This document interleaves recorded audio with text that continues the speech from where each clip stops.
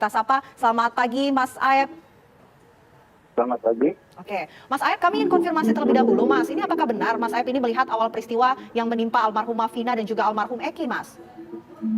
Iya, saya kebetulan waktu itu melihat. Waktu itu bisa diceritakan, Mas, apa yang kemudian Mas Aep lihat? Waktu itu kebetulan keberadaan saya itu lagi di warung.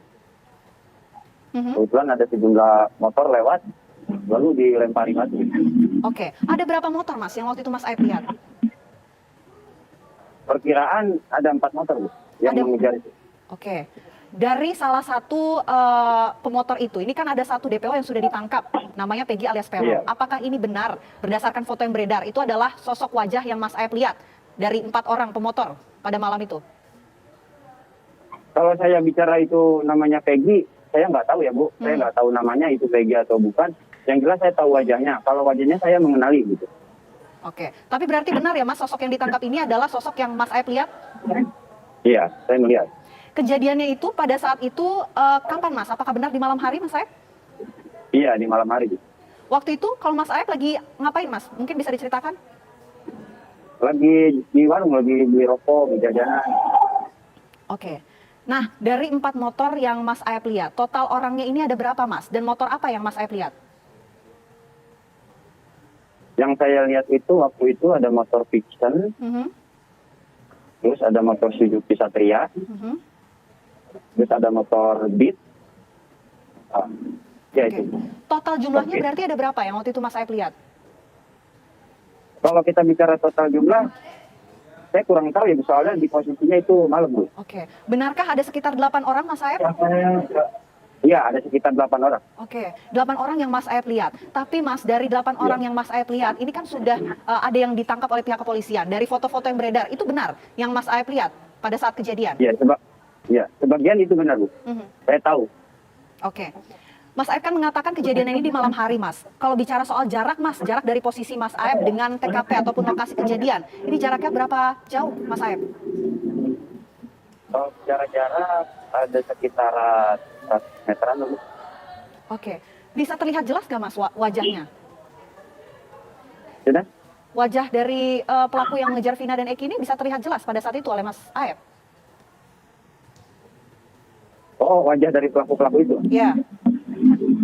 Ya tidak begitu, tidak juga. Oke. Tapi yang jelas saya tahu lah. Mas Aep, pada saat kejadian ini, apa yang kemudian dilakukan oleh pemotor ini terhadap Vina dan Eki yang Mas Aep saksikan? Kalau yang saya lihat itu dia melempari batu terus dikejar. Setelah dikejar, berhubung saya juga takut Bu ya. Ya udah akhirnya saya pulang aja gitu. Oke, pada saat dikejar, kemudian sempat dipepet juga, apa yang kemudian terjadi lagi, Mas? Kurang tahu juga Bu, selebihnya ke situnya kita nggak tahu. Soalnya kita juga takut gitu, takut kena sasaran. Memangnya pada saat kejadian di sekitar tidak ada warga sekitar lagi, Mas? Apa kondisinya sepi pada saat itu? Berhubung di situ sepi Bu. Jadi di situ tuh jam 9 aja sepi Bu jalanan. Oke, kondisinya sepi dan gelap ya Mas pada saat itu? Iya. Berarti setelah itu Mas Aep memutuskan untuk buru-buru pergi ya Mas ya melihat kejadian itu? Iya. Iya. Oke. Adakah terdengar suara teriakan atau suara-suara lain yang mungkin Mas Aep dengar? Ada sih teriakan dia, cuman nggak begitu jelas. Berhubung saya langsung pulang, langsung pergi. Pas lihat saya dilempar batu terus dikejar, saya langsung pulang aja. Berapa lama Mas suara teriakan ini terdengar Mas Aep? Ya nggak begitu lama. Oke, Mas Aep, ini kan Mas Aep melihat ya 4 motor dan juga sekitar 8 pelaku yang tadi disampaikan. Tapi untuk sehari-harinya Mas Aep, apakah Mas Aep juga sering melihat 8 orang ini di sekitaran tempat Mas Aep ini?